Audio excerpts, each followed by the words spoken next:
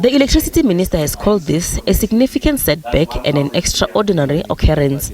He has again apologized for the disruption caused by the intense load shedding to businesses and ordinary South Africans.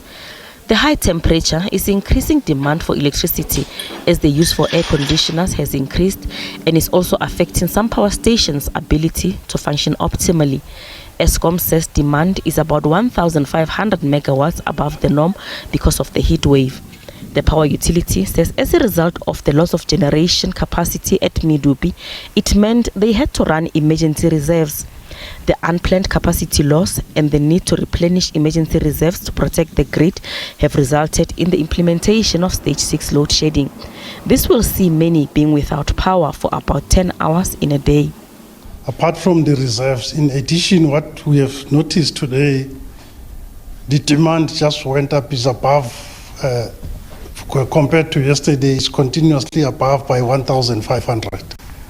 So that 1,500 plus the reserve that were low. So that is really what caused us to be above this. Because if I look at the units that we have lost today, Minister did talk to Medupi 5.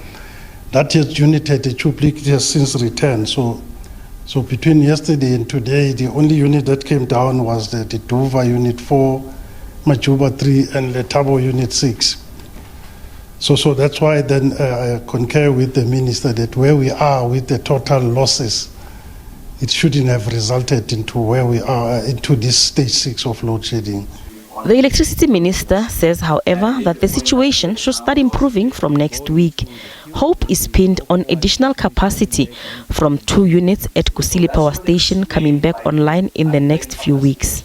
The interventions we are making, like I said, is addressing the issues on the emergency reserves, and then there's units that are planned to return tomorrow, Sunday and Monday, and we are going to see a significant lowering of the stages of load shedding. But going into the future beyond this week, like I said, we are going to have additional buffer, 1,600 megawatts, the 2 units at Kusile, unit number 2 and unit number 5, number 2 end of the month, number 5 by 3rd week of December, and then so that if in future you have a cluster of these units failing, we don't have to initiate a high intensity of load shedding. Ramokgopa says while South Africans may go through some periods of lower stages of load shedding, it does not mean the problem is over.